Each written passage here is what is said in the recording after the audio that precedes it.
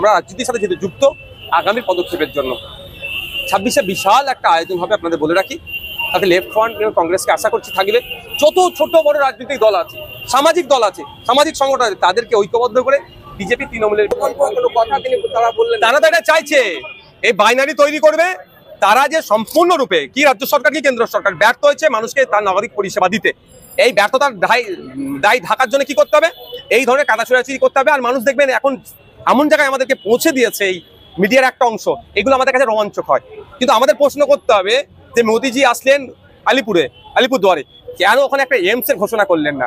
কেন সেন্ট্রাল ইউনিভার্সিটির কথা বললেন না? কেন হেলথ ফ্যাসিলিটির কথা বললেন না? কেন চা বাগান সেন্ট্রাল অ্যাক্ট, কিন্তু টি অ্যাক্ট হচ্ছে সেন্ট্রালের কন্ট্রোলে, টি অ্যাক্ট অনুযায়ী কেন ওখানে টি গার্ডেনের ওয়ার্কার্সরা পাচ্ছে না? কেন ওদের মিনিমাম ওয়েজেসটা ঠিক হচ্ছে না? এই নিয়ে চর্চা হলো না।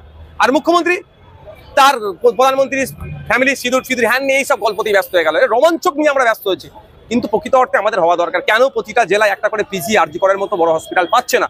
এই নিয়ে চর্চা হচ্ছে না। কেন আজকে স্কুলের সরকারি স্কুলগুলো বন্ধ হতে চলেছে? তা নিয়ে কোনো চর্চা হচ্ছে না। আমরা মানুষের নাগরিক অধিকার নিয়ে সোচ্চার হচ্ছে।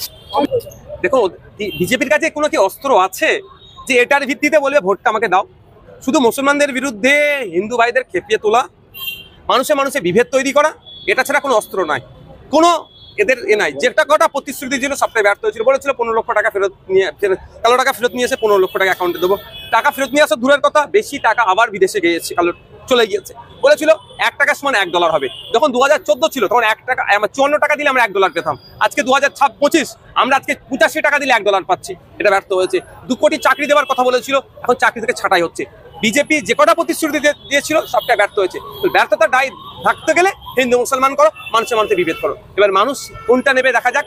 আমাদের দেশের ক্ষুধার সূচকে 127টি দেশের মধ্যে আমরা 105 নম্বরে আছি, ভাবতে পারছেন?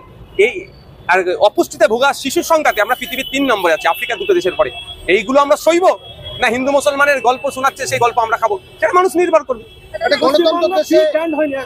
পশ্চিমবঙ্গে ফ্রি ব্যান্ড হয়নি, তার সত্ত্বেও মাটি গাড়াই এটা তৃণমূলের নেতাগুলোকে ধরে তাদেরকে জিজ্ঞাসা করুন।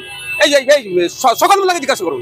মমতা ব্যানার্জির দলে যারা হই করে, যারা বলে বিজেপি চলে আসবে, বিজেপিকে আটকাবে, তাদেরকে জিজ্ঞাসা করুন। এটা পশ্চিমবাংলা না এটা উত্তরপ্রদেশ? তাদেরকে জিজ্ঞাসা করুন তো তারা কি ব্যবস্থা গ্রহণ করলো।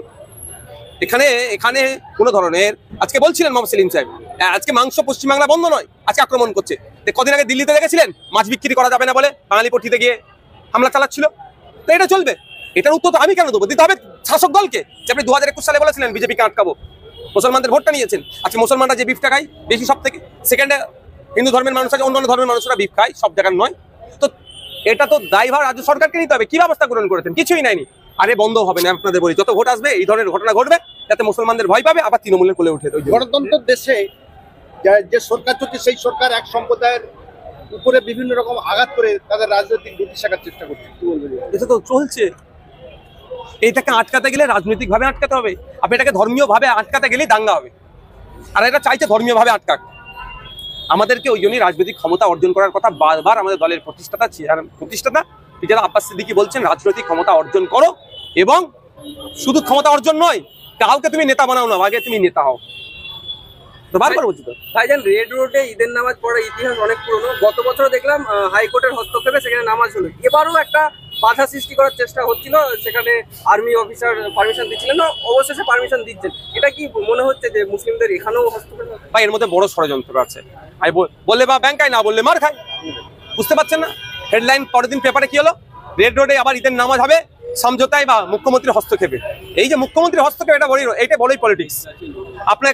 আপনার আমার মাধ্যম দিয়ে পাড়ায় যাচ্ছে, তাহলে রেড রোডে নামাজ হতে দিচ্ছিল না, মুখ্যমন্ত্রী রেড রোডে নামাজের ব্যবস্থা করেছে।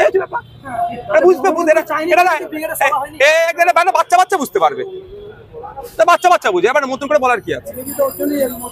ওয়াকফ নিয়ে ব্রিগেডে একটা মহাসমাবেশের ছিল, সেইখানে কিন্তু সেটা স্থগিত হয়েছে। দেখুন আমি একটা কথা বলি, কথা বলে কারো রাগ হতে পারে। কোর্ট বলেছিল পরের সপ্তাহে একটা টাইমের জন্য, কিন্তু যারা উদ্যোক্তা আছে এটা তাদেরকে প্রশ্ন করুন। আমি বললেই বলবে নওশাদ সিদ্দিকী, আব্বাস সিদ্দিকী, এরা কি বলছে? মুখ্যমন্ত্রী ধমক খাওয়ার পরে অনেকে হয়তো চুপ করে গেছে, কিন্তু আমরা কন্টিনিউ প্রোগ্রাম করে যাচ্ছি। কোর্টে যাওয়া হয়েছিল তো এটা নিয়ে, কোর্ট একটা নির্দিষ্ট টাইম দিয়েছিল যে এর পরে, তারপরে যারা কোর্টে মুভ করেছিল তাদের কাজ নির্দিষ্ট টাইমের পরে হবে। এরপর বড় ভাইজান আব্বাস সিদ্দিকী চাইছেন ব্রিগেডে এক সমাবেশ করতে, সেখানে কি নওশাদ সিদ্দিকীর সক্রিয় ভূমিকা থাকবে? যেখানে আমাদের দলের প্রাণ পুরুষ, আমাদের বস যেখানে থাকবে, আমরা তো চুনাপটি, আমাদেরকে তো নিচে নিচে ঘাসে বসে থাকতে হবে। দলের চেয়ার, দলের প্রতিষ্ঠাতা যখন ওপরে থাকবে, আমাদের বস যখন স্টেজে থাকবে, আমরা তো কোথাও নিচে বসে থাকবো। তখন আমাদেরকে পতাকা বানতে হবে, আমাদেরকে মাইকিং সিস্টেম করতে হবে, আমরা তখন ভলেন্টিয়ার। ফুরফুরা শরীফের এই অনেকেই যিনি ছিল, এই যে ব্রিগেডের সভা হবে সেই উদ্যোক্তার মধ্যে ছিল। তাহলে যদি আব্বাস সিদ্দিকী তিনি যদি ব্রিগেডের সভা করেন এই অকাপ বিলের বিরুদ্ধে, তাহলে কি ফুরফুরার যে ভাইরা ছিল তারা থাকবে? আমি আপনাদের বলে রাখি, আমরা ব্রিগেডের সমাবেশের যে ডাক বড় ভাইজান ফিরদাদ আব্বাস সিদ্দিকী দিয়েছে, পশ্চিমবাংলায় এমন কোনো সংগঠন থাকবে না তাদেরকে জানানো হবে না, তাদের সাথে পরামর্শ করা হবে না, এমন কোনো সংগঠন থাকবে না। সমস্ত মানুষজনকে অ্যাওয়ার করে তাদের মতামত নিয়ে তাদের সাথে আলোচনা করেই হবে, এবং সেখানে ভিন্ন জাতের, ভিন্ন ধর্মের, ভিন্ন মানুষের উপস্থিত থাকে। 26 এপ্রিলে যারা ব্রিগেড ডেকেছিল তারা বলেছিল যে ব্রিগেডের সভাবে ভাড়া ফেরত দেবেন না, সেই তারা কিন্তু এখন পর্যন্ত সেই সভা করতে পারলো না। গ্রামে গ্রামে মানুষ বলছেন যে কিছু মানুষ এই মুসলিম নিয়ে এবং অকাপ নিয়ে গলা জলে মাছ ধরে তারা রাজনৈতিক নেতা হতে চাচ্ছিল। এই বিষয়ে আমার কোনো মন্তব্য আমি করবো না। গ্রামের মানুষ যেটা ভালো বুঝছে সেটা বলছে। সে সংবিধান বাঁচাও দেশ বাঁচাও প্রোগ্রাম করতে হচ্ছে, এরকম একটা গণতান্ত্রিক দেশে কি বলবেন? পৃথিবীর বৃহত্তম লিখিত সংবিধান ভারতবর্ষ, আমাদের দেশে। দুর্ভাগ্য, সংবিধান পরিচালনার দায়িত্ব যাদের হাতে আমরা দিয়েছি, সেই রাজ্য সরকারগুলো বা কেন্দ্র সরকার, তারা ঠিকমতো চালাতে পারছে না। তারা বিভিন্ন সময় সাংবিধানিক যে অধিকারগুলো আছে নাগরিকের, সেগুলোকে হরণ করছে, বা এমন কিছু অ্যামেন্ডমেন্ট নিয়ে আসছে যে অ্যামেন্ডমেন্টের দ্বারাই মানুষের অধিকার হরণ হচ্ছে। সেই জন্য আজকে আমাদের চ্যালেঞ্জ আমাদের কাছে সংবিধানকে রক্ষা করা। সংবিধানকে রক্ষা করতে পারলে দেশ রক্ষা হবে, আর দেশ রক্ষা করতে হলে আগামী প্রজন্ম অন্তত বাঁচবে। সেই জন্য আজকে আমাদের এই কনভেনশন ছিল, বিভিন্ন রাজনৈতিক, সামাজিক বিভিন্ন স্তরের মানুষজন আজকে উপস্থিত হয়েছে আমাদের এই কনভেনশনে। পরপর দুজন প্রধানমন্ত্রী এবং স্বরাষ্ট্রমন্ত্রী রাজ্যে আসলেন, এবং রাজ্য সরকার এবং কেন্দ্র সরকার দুজনের মধ্যে কাদা ছড়াছড়ি করলেন, কিন্তু উন্নতির কোনো প্রকল্প, কোনো কথা তারা বললেন। তারা তো এটা চাইছে, এই বাইনারি তৈরি করবে। তারা যে সম্পূর্ণরূপে কি রাজ্য সরকার কি কেন্দ্র সরকার ব্যর্থ হয়েছে মানুষকে তার নাগরিক পরিষেবা দিতে, এই ব্যর্থতার দায় ঢাকার জন্য কি করতে হবে? এই ধরনের কাদা ছড়াছড়ি করতে হবে। আর মানুষ দেখবেন এখন এমন জায়গায় আমাদেরকে পৌঁছে দিয়েছে এই মিডিয়ার একটা অংশ, এগুলো আমাদের কাছে রোমাঞ্চক হয়। কিন্তু আমাদের প্রশ্ন করতে হবে যে মোদিজি আসলেন আলিপুরদুয়ারে, কেন ওখানে একটা এইমস এর ঘোষণা করলেন না? কেন সেন্ট্রাল ইউনিভার্সিটির কথা বললেন না? কেন হেলথ ফ্যাসিলিটির কথা বললেন না? কেন চা বাগান? সেন্ট্রাল অ্যাক্ট, কিন্তু টি অ্যাক্ট হচ্ছে সেন্ট্রালের কন্ট্রোলে। টি অ্যাক্ট অনুযায়ী কেন ওখানে টি গার্ডেনের ওয়ার্কার্সরা পাচ্ছে না? কেন ওদের মিনিমাম ওয়েজেসটা ঠিক হচ্ছে না? এই নিয়ে চর্চা হলো না। আর মুখ্যমন্ত্রী তার প্রধানমন্ত্রী ফ্যামিলি সিঁদুর হ্যান্ড নিয়ে এইসব গল্পতেই ব্যস্ত হয়ে গেল। রোমাঞ্চক নিয়ে আমরা ব্যস্ত হয়েছি, কিন্তু প্রকৃত অর্থে আমাদের হওয়া দরকার। কেন প্রতিটা জেলায় একটা করে পিজি আরজি করার মতো বড় হসপিটাল পাচ্ছে না? এই নিয়ে চর্চা হচ্ছে না। কেন আজকে স্কুলের সরকারি স্কুলগুলো বন্ধ হতে চলেছে? তা নিয়ে কোনো চর্চা হচ্ছে না। আমরা মানুষের নাগরিক অধিকার নিয়ে সোচ্চার হচ্ছে। অবৈধ অনুপ্রবেশকারী ঢুকছে এখানে, তাহলে অমিত শাহকে তো প্রথম জবাব দিতে হবে। অবৈধভাবে কোনো মানুষ যদি আমাদের ভারতবর্ষে ঢোকে, তার জন্য প্রথম দায়ভার থাকবে স্বরাষ্ট্র দপ্তরের সেন্টার, কারণ তাদের আন্ডারে আছে, ওখানে কাউকে ঢুকতে দেওয়া যাবে না। তারা ব্যর্থ, এ দায়ভার তাকে নিতে বলুন। আজকে যে কনভেনশন হলো, দেখি 26-এর প্রস্তুতি। 26-এর প্রস্তুতি অনেক সময় আছে, মানে হবে আগামীতে। এখন এটা পলিটিক্যালি